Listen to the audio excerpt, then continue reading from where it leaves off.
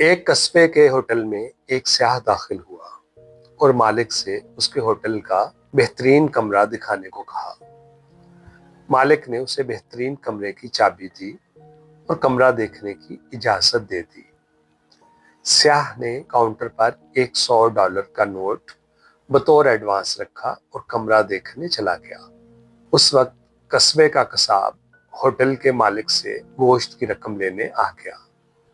Hotel मालिक ने वही $100 उठाकर कसाब को दे दिया, क्योंकि उसे उम्मीद थी कि सयाह को कमरा जरूर पसंद आ जाएगा।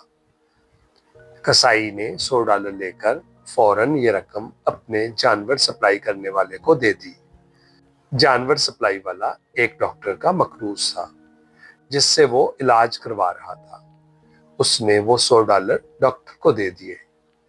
वो डॉक्टर काफी दिनों से इसी होटल के एक कमरे में मुकीम था, इसलिए उसने यही नोट होटल के मालिक को अदा कर दिया। वो $100 का नोट काउंटर पर ही पड़ा था कि कमरा पसंद करने के लिए सीढ़ियां चढ़कर गया हुआ मुतवक्के ग्राहक वापस आ गया और होटल के मालिक को बताता है कि मुझे कमरा पसंद नहीं आया। ये कहकर उसने अपना $100 का नोट उठाया और चला गया।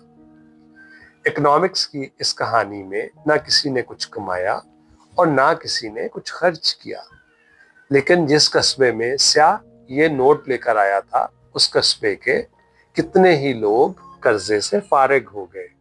इस कहानी से ये सबक मिलता है कि दौलत अगर गर्दिश में रहे तो वो अवामुन नास की फलाह है। उम्मीद है आपने हमारी कहानी को पसंद किया होगा। मज़ीद कहानियों के लिए हमारे चैनल रात कहानी को सब्सक्राइब कीजिए और बेल आइकन को दबा दीजिए। अपना ख्याल रखिएगा। अल्लाह निगहबान।